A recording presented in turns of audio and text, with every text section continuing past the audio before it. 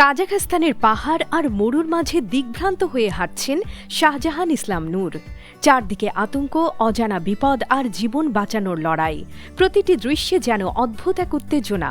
একদল অস্ত্রধারীর হাতে বন্দী হয়ে নির্মম নির্যাতনের শিকার নূর তথা আফরান নিশোকে পুরো সময় জুড়ে দেখা যায় ক্লান্ত, রুগ্ন ও ভীত এক রূপে।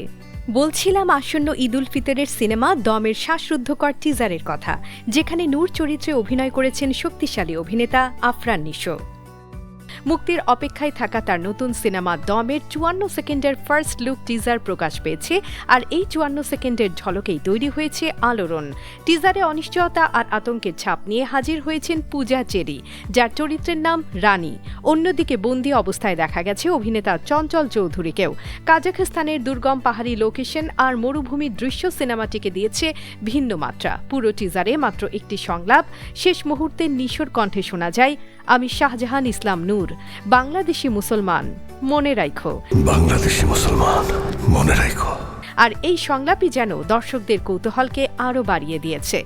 বিশ্বের তুমুল জনপ্রিয় সব সার্ভাইভাল মুভির সাথে পাল্লা দিয়ে এবার বাংলাদেশেও হতে যাচ্ছে বিশ্বমানের সার্ভাইভাল মুভি, যা হয়তো এদেশের সিনেমা প্রেমী মানুষরা কখনো কল্পনাও করেননি। সত্য ঘটনা অবলম্বনে নির্মিত সিনেমাটি পরিচালনা করেছেন রেদওয়ান রনি। কাজাখস্তান ও বাংলাদেশে শুটিং হওয়া এই সার্ভাইভাল গল্পে নিশো বলছেন, দম একটা ইমোশনাল সার্ভাইভাল স্টোরি। এমন সিনেমা বানাতেও সত্যিই দম লাগে। সব মিলিয়ে ঈদে বড় পর্দায় আসার আগেই দম যেন দর্শকদের নিঃশ্বাস আটকে দেওয়ার প্রস্তুতি নিয়েছে।